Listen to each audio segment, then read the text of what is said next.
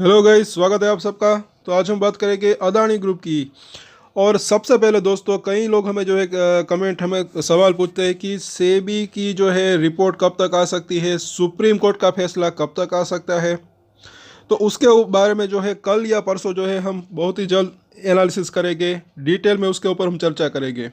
तो सब्सक्राइब ज़रूर कर लें हमारे चैनल को, कि यहाँ पर काफ़ी जो है रिसर्च कर कर जो है वो भी हम जो है बात करेंगे कि क्या आगे हो सकता है।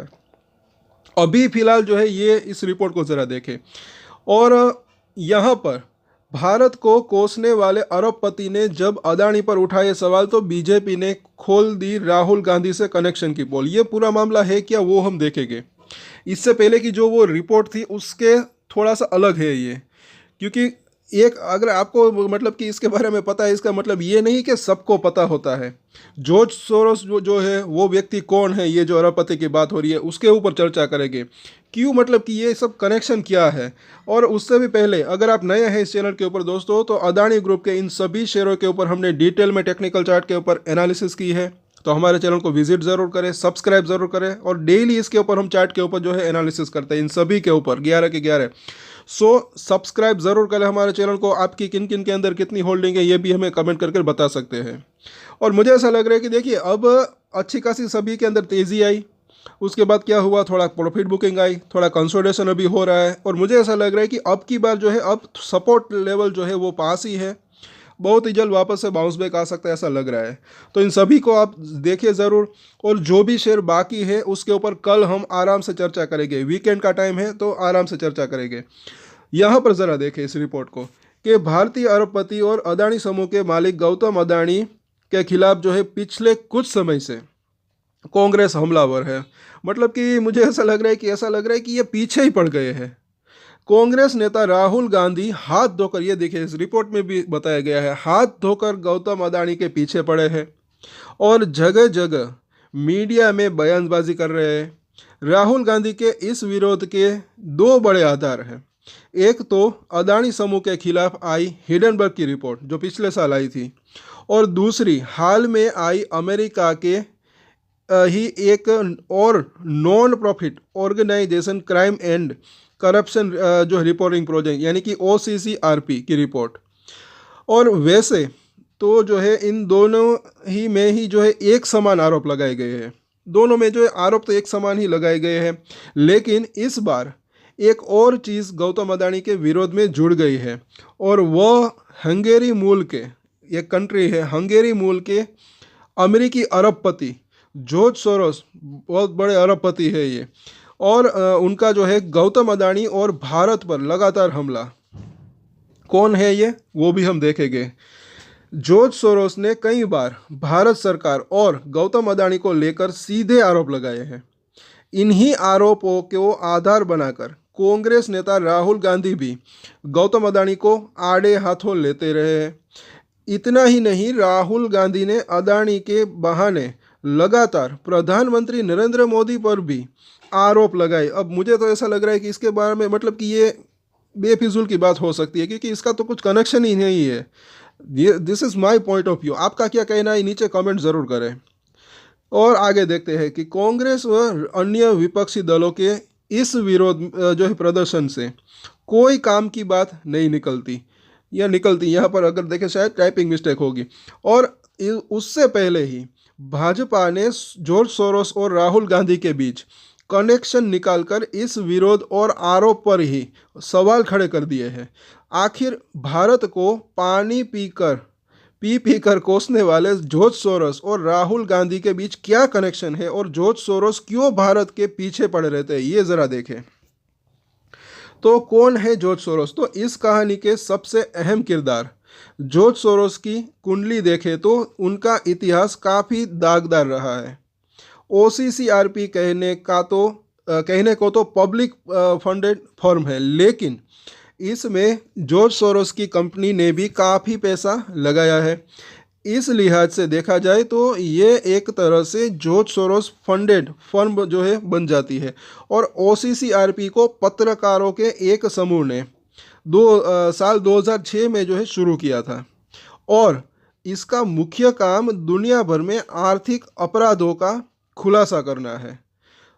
अब ये बात तो क्लियर हो गई कि OCCRP एक तरह से जॉर्ज सोरोस के इशारे पर काम करता है।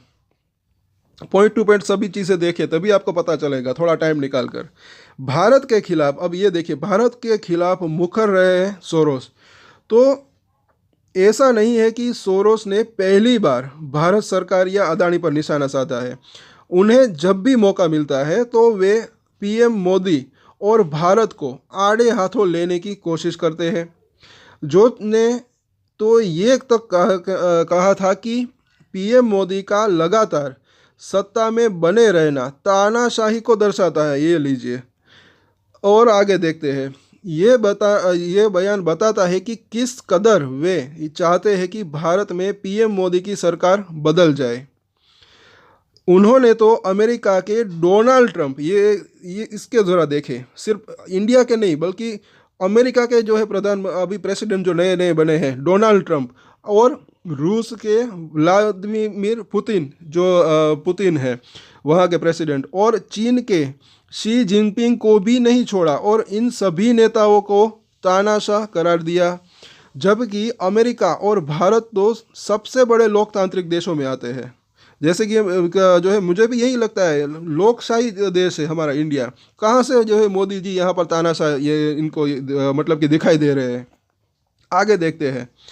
सोरोस का PM मोदी से खास बैर। तो जॉर्ज सोरोस भारत के खिलाफ तो नहीं लेकिन PM मोदी के खिलाफ हमेशा जहर उगलते रहते हैं। जब मोदी सरकार ने कश्मीर से 370 खत्म किया तो उन्होंने कहा था कि भारत हिंदू राष्ट्र बनने की तरफ बढ़ रहा है। पिछले लोकसभा चुनाव से पहले जब हिडनबर्ग की रिपोर्ट आई तो सोरोस ने कहा कि अब अदानी पर आरोप लगने के बाद भारत में लोकतांत्रिक परिवर्तन होगा, यानी सरकार बदल जाएगी। मतलब कि हलवा है क्या, सरकार बदल जाएगी। आगे देखते हैं। भारत की दोबारा सत्ता में भाजपा की दोबारा सत्ता में वापसी से एक बार फिर जो है बौखला गए और इस बार तो हद ही कर दी। और क्या बोला उन्होंने कि बोले कि भारत एक लोकतांत्रिक देश है लेकिन नरेंद्र मोदी लोकतांत्रिक नहीं है और उनकी सत्ता में वापसी सिर्फ मुसलमानों का विरोध करने से हो रही है। मतलब कि मुझे तो देखिए ऐसा बिल्कुल भी नहीं लग रहा है, क्योंकि अगर देखें तो मोदी जी अगर देखें किसी के भी विरोध में नहीं है, ऐसा मुझे लग रहा है। आपकी क्या राय है नीचे कमेंट ज़रूर करें। एक मैं एग्जांपल दूँ सिर्फ और सिर्फ, देखिए मोदी जी मतलब कि जिनके ऊपर भी मतलब कि मुझे तो ऐसा लग रहा है कि कार्यवाही भी करते हैं, तो जो मतलब कि गलत होते हैं उनको खिलाफ करते हैं। अब एक फॉर एग्जांपल की बात है, केजरीवाल कौन है, उनको भी जेल जाना पड़ा था। तो ये एक साफ एक सी बात है। मतलब कि आगे देखते हैं। खैर फिलहाल और जिस थाली में खाया उसी में किया छेद, इस पॉइंट को ज़रा देखें। तो जॉर्ज सोरोस का इतिहास देखें तो पता चलता है कि उन्होंने जिस थाली में खाया उसी में छेद करने की भी जो है नहीं हिचकिचाई। दरअसल 1930 में हंगरी में पैदा होने वाले सोरोस ने दूसरे विश्व युद्ध के बाद बुडापेस्ट छोड़ दिया और लंदन आ गए और पढ़ाई पूरी करके वे 1956 में अमेरिका चले गए और वहाँ अपना बिजनेस शुरू किया। इस तरह देखा जाए तो उन्होंने हंगेरी छोड़ अमेरिका में शरण ली, लेकिन पूर्व अमेरिकी राष्ट्रपति जॉर्ज W बुश के खिलाफ हमेशा जहल उगलते रहे। एक इंटरव्यू में तो उन्होंने यहाँ तक कह दिया था कि बुश को सत्ता से हटाना उनका सबसे बड़ा मकसद है और इसके लिए वे अपनी पूरी संपत्ति लुटाने को तैयार है। सोरोस पर अन्य देशों के राजनीतिक माहौल को भी खराब करने के आरोप लगे हैं। अदानी के बहाने PM मोदी पर साधा निशाना। इस पॉइंट को ज़रा देखें तो सोरोस ने OCCRP की रिपोर्ट आने के बाद गौतम अदानी को आड़े हाथों जो है ले लिया और इस अमेरिकी अरबपति ने कहा कि गौतम अदानी की धन जुटाने की रणनीति फेल हो गई और इस घटना ने भारतीय नियामक एजेंसियों की सच्चाई भी खोल कर रख दी। सोरोस ने PM मोदी को भी नहीं छोड़ा और कहा कि अदानी के मुद्दे पर नरेंद्र मोदी भले ही चुप्पी साधे हुए हैं लेकिन उन्हें संसद और विदेशी निवेशकों को तो जवाब देना ही पड़ेगा। आगे देखते हैं। भाजपा ने खोज लिया राहुल और सोरोस का लिंक। ये ज़रा देखें, कांग्रेस नेता राहुल गांधी अभी ओसीसीआरपी की रिपोर्ट और अदानी के मुद्दे को ठीक से भुना नहीं पाए थे कि भाजपा ने जॉर्ज सोरोस के साथ उनका कनेक्शन खोजकर विरोध और आरोपों पर ही पानी फेर दिया। कैसे? तो भाजपा ने सोशल मीडिया प्लेटफॉर्म ट्विटर पर, यानी कि अब उनका नाम एक्स है, उनके ऊपर एक वीडियो पोस्ट किया है। भाजपा ने आरोप लगाया है कि राहुल गांधी और सोरोस एक ही सिक्के के दो पहलू हैं। इस पोस्ट में राहुल गांधी को आगे देखें कि इस पोस्ट में राहुल गांधी को जॉर्ज सोरोस के फाउंडेशन के अध्यक्ष, ये ज़रा देखें, फाउंडेशन के अध्यक्ष सलिल शेट्टी के साथ चहलकदमी करते देखा जा सकता है। इस पॉइंट को ज़रा गौर से देखें कि ये पॉइंट के इस पोस्ट के अंदर क्या था। तो इस पोस्ट में राहुल गांधी को जॉर्ज सोरोस के फाउंडेशन के अध्यक्ष सलिल शेट्टी के साथ चहलकदमी करते देखा जा सकता है। और सोरोस के इस फाउंडेशन ने ही ओसीसीआरपी में पैसे लगाए हैं, जिससे ओसीसीआरपी में सोरोस का सीधा दखल माना जा रहा है। भाजपा ने राहुल पर यह भी आरोप लगाया कि वे ओसीसीआरपी के एक बांग्लादेशी पत्रकार फजल अंसरे से भी मिले, जो भारत के खिलाफ लगातार एजेंडा चलाते रहते हैं। सो ये इसकी पूरी की पूरी रिपोर्ट है। अब राहुल गांधी ने बनकर के अदानी ग्रुप के ऊपर, चाहे मोदी जी के ऊपर आरोप लगाए, तो भाजपा ने भी अच्छा खासा करारा जवाब दिया, ऐसा मुझे लग रहा है। साथ साथ अदानी ग्रुप की अगर बात करें तो एक चीज़ यहाँ पर नोटिसेबल है, इनके बिजनेस की अगर बात करें तो क्या इसके अंदर कुछ भी घोटाला है? अब तक तो मुझे ऐसा लग रहा है कुछ भी नहीं है। अच्छा खासा सभी कंपनियों की अगर बात करें, चाहे रेवेन्यू हो चाहे प्रॉफिट हो, ठीक ठाक वो सब कुछ चल रहा है। तो बिजनेस के ऊपर नज़र रख सकते हैं। कुछ शेयरों के अंदर तेज़ी आती है, कुछ के अंदर कंसोलिडेशन चलता है, कुछ के अंदर प्रॉफिट बुकिंग आती है, चलता रहता है स्टॉक मार्केट के अंदर। लेकिन मुझे ऐसा लग रहा है कि लॉन्ग टर्म की बात करें तो अच्छी तेज़ी की संभावना रह सकती है कई शेयरों की अगर बात करें। और 20 जनवरी उसके ऊपर आप वो एक तारीख याद रख सकते हैं, क्योंकि तब डोनाल्ड ट्रंप की मतलब कि वापसी, यहाँ पर प्रेसिडेंट की मतलब कि वो शपथ लेने वाले हैं। मुझे ऐसा लग रहा है कि तब काफ़ी कुछ अच्छा हो सकता है।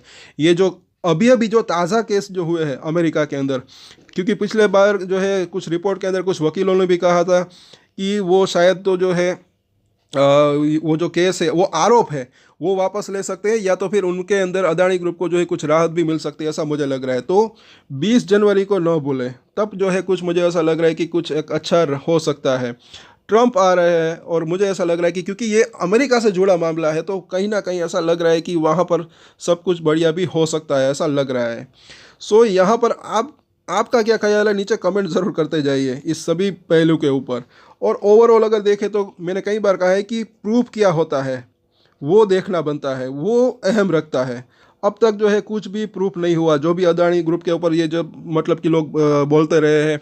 साथ साथ अगर देखें तो इनके पास सबूत भी क्या है, सबूत भी कुछ अभी तक मुझे ऐसा लग रहा है कि कुछ पेश नहीं किया है। साथ साथ साबित क्या होता है वो मायने रखता है। और यहाँ पर हम देखें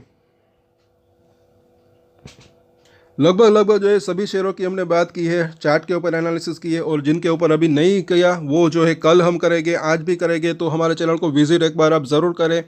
और कई शेयर अब F&O के अंदर शामिल हो गए हैं, तो एक अच्छी खासी मुझे ऐसा लग रहा है कि ट्रेडिंग का भी मौका मिल सकता है, ऊपर नीचे। देखिए लॉन्ग टर्म में तो अच्छी तेज़ी आने की संभावना रह सकती है, लेकिन शॉर्ट टर्म में भी ये वोलेटिलिटी रहती है, उसमें भी ट्रेडिंग करके अच्छा पैसा बनाने का मौका मिल सकता है, ऐसा मुझे लग रहा है। तो सपोर्ट और रजिस्टेंस होते हैं वो काफ़ी यूज़फुल रह सकते हैं, उसके ऊपर नज़र रख सकते हैं। कई बार हमने चार्ट के ऊपर एनालिसिस की है, तो उसके ऊपर वो भी वीडियो ज़रूर देखें। सो आज के वीडियो में इतना ही। अगर अच्छा लगा तो लाइक शेयर एंड सब्सक्राइब ज़रूर करें हमारे चैनल को। और एक स्टैंडर्ड डिस्क्लेमर जो कि मैं हमेशा देता हूँ, अब कोई भी ट्रेड ले उससे पहले अपनी रिसर्च करें, अपने फाइनेंशियल एडवाइजर की सलाह ले, उसके बाद ही कोई डिसीजन ले, और डिसीजन ले तो उसकी जिम्मेदारी मैच्योरिटी के साथ खुद ही ले। ये वीडियो मैंने एजुकेशन पर्पस के लिए बनाई, मेरी तरफ से कोई भी बाय या सेल की रिकमेंडेशन नहीं है। Thank you.